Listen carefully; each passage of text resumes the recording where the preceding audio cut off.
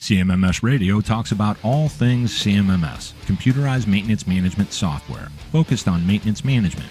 It's the people, the process, and the culture that make your CMMS journey a success. All right, we are here at Mainstream UK Summit. It's the first ever event by Mainstream Community. We're in Birmingham. It's really great. Awesome setup. We're here with Douglas Chan. He's with Climeworks. Thank you. Greg, lovely to meet you. Thanks for having me. Yeah, I appreciate you spending the time because I know you got to get ready for a session that you're going to deliver later today.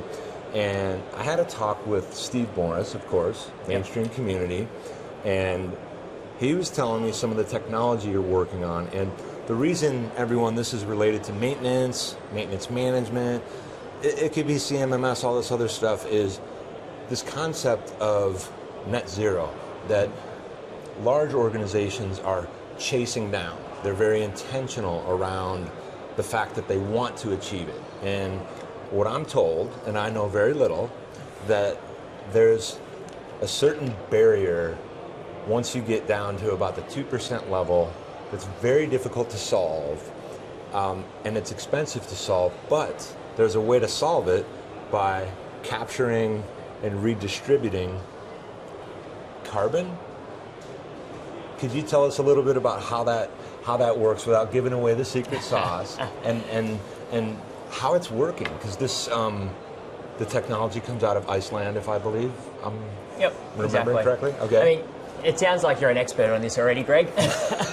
So exactly, and thank you again for having us. So Climeworks, we're in the industry of direct air capture. So exactly as you said, if we look at the roughly 40 to 50 billion tons of carbon dioxide that we as a society are emitting every single year, there's two pieces of that puzzle, right? One piece, we can reduce how much we're emitting. We can avoid that by changing our power from coal to wind or to electric power. That reduces emissions. You've got companies out there who are also doing things like carbon capture off their exhaust gases. So like I met Heidelberg Materials here and they're building a carbon capture unit off their cement plant. So they'll be able to take the CO2 that would have been sent into the air and store that underground. Now the problem is, over the last centuries, since the Industrial Revolution, we've continued to kind of pump CO2 into the air. So there's already stuff that's in there. What do we do about all of the carbon dioxide waste that we've already accumulated in the air? And that's where we come in. We build these machines, direct air capture, because literally it's a giant vacuum cleaner, size of a container, and depending on the size of the facility, there's many of these. There's fans, they're sucking the air straight through the filters. The filters capture the CO2, and then we take that CO2 and store it under the ground permanently. So that helps to clean up all of the CO2 that we've already put in the air that we need to be able to get back out to keep our global warming at temperatures that allow us all to continue to have happy lives. Yeah. So, question, and this is just random, right? Not scripted, just questions I have. Do you, when you're coming into a facility, typically probably a pretty large one or one that produces a lot of these, the carbon dioxide, do you then work directly with the engineering team as well as the maintenance team as to how their processes will meet with, or vice versa, your technology will meet with what they do? Yeah, so it's a really interesting question, and I mean, we're actually somewhat decoupled from the factory and the facility itself, which is really neat because a lot of the more kind of, let's call it direct, so the carbon capture solutions that tie into a facility, you actually have to build that on the facility itself. Yeah.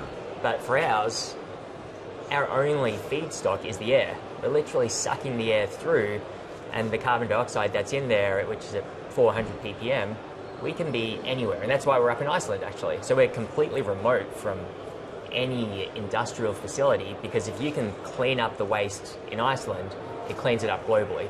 So what we end up doing is we are building these machines. We've got 2 operating facilities in Iceland, sucking the CO2 out. We're removing tons of CO2 from the air every day, and then we end up, and the product we sell are actually the carbon credits that then companies like Microsoft, BCG, JP Morgan, companies with net zero goals who have done the turning off the lights, the electrification of their factories, they can be like, well, there's still this 2%, 5% that we just simply can't avoid. Let's go and buy Climeworks credits, which then solves that final amount to get them down to net zero. So now, if I understand it correctly, the work that you do happens in Iceland. Yep. And these organizations participate with funding so that you can do this good work. So it's not actually what I originally thought, where you're going to various facilities. It's they do their own things to, for example, maybe run more sustainable manufacturing or production of what they produce or services they provide, or they find ways to make a, let's say, a data center more efficient. Yep. And then the monies that they make, which we know are in the forms of profit, they can then earmark and invest in this process, and that's how they become a bigger player in the goal towards net zero. Spot on.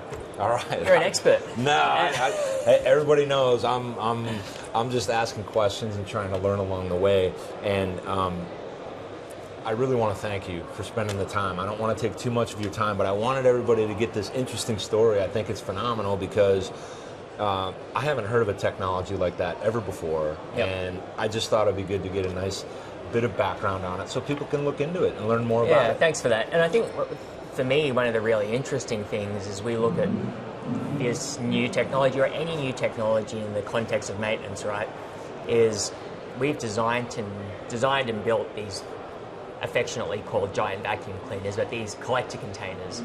And I mean, these don't come off the shelf, right? Like if you look at pumps, compressors, heat exchangers, vessels, they've been around forever. There's maintenance practices that are well known. You can open any OIM and figure out, hey, here's the schedule that you should be doing your maintenance on. We're building these machines and designing these machines for the first time, so we have to come up with all of these maintenance practices, and we have to come up with the maintenance handbook. We have to build these maintenance practices from scratch. So in Iceland, like, I couldn't just go to the shelf and pick up the handbook of maintaining collector containers. Right, there's no such thing. Exactly. So do you, that's a good question, which I'm surprised I didn't already ask it. So your maintenance practices are in real time based on troubleshooting, so you might have design intent that looked like it would work, and then you find something that you're going to change in the engineering, but then you start to develop your own maintenance processes, and they're very fluid still at this point? 100%, and that's kind of one of the things I found fascinating, because I mean, I started my career in oil and gas, offshore rotating equipment, and man, there are rotating equipment gurus that I won't ever dream to know as much as they do. And now on the completely opposite end, and fluid's a great way of describing it, right? Like the designers, the engineers, they've tried their best, right? They've tried their best to design it for maintainability, design it for operability, and I mean, that's hard, right? Like, and what we have to do, and that's why being both a technology designer as well as an owner-operator, we've got that really tight link where we have the designers and the engineers, they're on site, we've got the operations and maintenance crew, and they can talk to each other every day, right? And they can be like, hey, look, we know you tried this encoder, but look, it doesn't work under these conditions in Iceland where you've got negative 15 degrees, sleet, rain, snow blowing 40 meters per second sideways. You've got H2S in the atmosphere. Yeah. Like, as hard as you try, you're never going to get it perfect. And that's also one of the things that I love about being in a startup and a new technology is there isn't an expectation to be 99.99999% reliable from day one. You want to get there, for sure. Yeah. But we're only going to get there by learning and really tight collaboration between the field and the office and continuing to improve the design such that future generations get better and better and better. So it's quite different than your background in oil and gas, but your background in oil and gas really set your foundation for being able to take something like this on. I mean, is that kind of a fair way to describe it? Yeah, for sure. I think if I was to look at my career, I've kind of had 3 steps now. Oil and gas, rotating equipment. I was in the field, actually decided to move on from Exxon. As much as I loved working offshore and kind of doing the maintenance and reliability engineering, I was in the maintenance and reliability group of Exxon. I really wanted to be in the field, so I actually joined Solar Turbines, one of the major vendors for Exxon, as a field technician, because I really wanted to be working on the tools, working on the cabinets, working on the alignments, because that's where I felt like the action was. So that was my kind of start in oil and gas. But then I took a step kind of more towards new innovation and technology with Tesla. And Tesla is building and designing new manufacturing lines in ways that manufacturing has never been done before. And that was essentially when I started to move away from this, hey, tried and true, known equipment, known practices, well-developed systems, to a fast-growing Silicon Valley scale-up startup. It's crazy thinking about Tesla as a startup today. I think they're $1 trillion company. Well, depends on the day of the week, right? Sure. Sometimes they're $1 trillion, sometimes they're not $1 trillion. Yeah.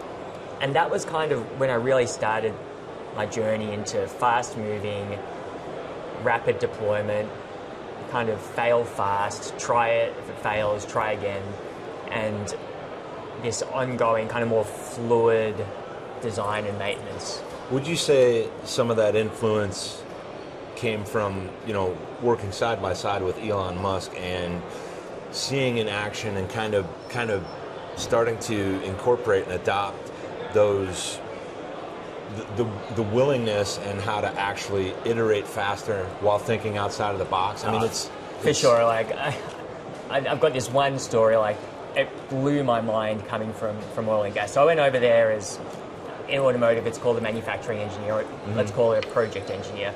So I was there to retrofit and upgrade the manufacturing lines such that we could start producing the Model 3s.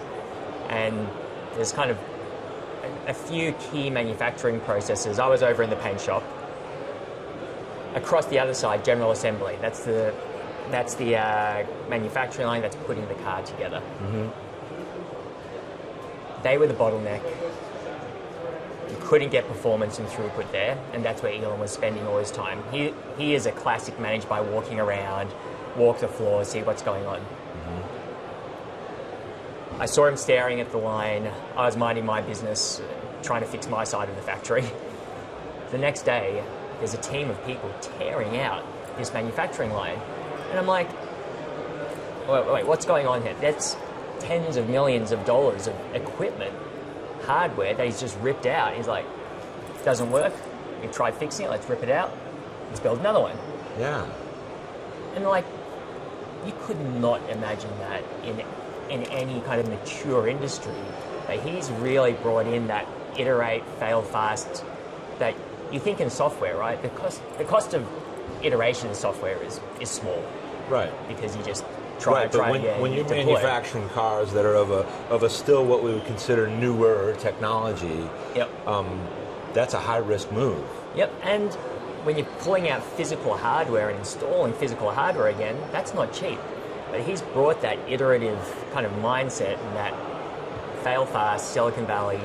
Hey, if it doesn't work, great, let's try it as quickly as possible. If we can't fix it, let's try it again. It really opened my eyes to a kind of a new way of doing kind of capital intensive projects. I mean, it's not going to always be the best way, because you can't keep burning through tens of millions of dollars of assets every time, but kind of to your point, like it is just a different way of thinking that I'd never seen before. It's kind of like when we didn't have any of the technologies, where people would take really big chances that were in fact high risk, but there was something that told them this is the only way we're going to solve this, because everything else has failed. So I think it's great. And I just wanted to ask a little bit about that exposure, because I can't imagine what it would be like to work around him. And I think other people would love hearing what you just said. So I'll let you get back to the conference. Thank you very much. Thank Douglas you, Greg. Chan, Thank he's you. with Climeworks. Look into them, check them out, and we're at Mainstream UK Summit. It's the first ever of these events in the UK, and we'll be doing it again, I'm sure, next year. Thank you again. Thank you, Greg. You got it. Excellent. Did you find this episode helpful? Please send us some feedback, suggest a topic, or ask a question. Reach out to CMMS Radio if you need a co-pilot on your CMMS project. Visit CMMSradio.com and use the What's on Your Mind link. Thank you for tuning in to CMMS Radio, your resource for all things CMMS, from selection to implementation, to help you make better choices, learn from industry experts, and have a successful CMMS journey.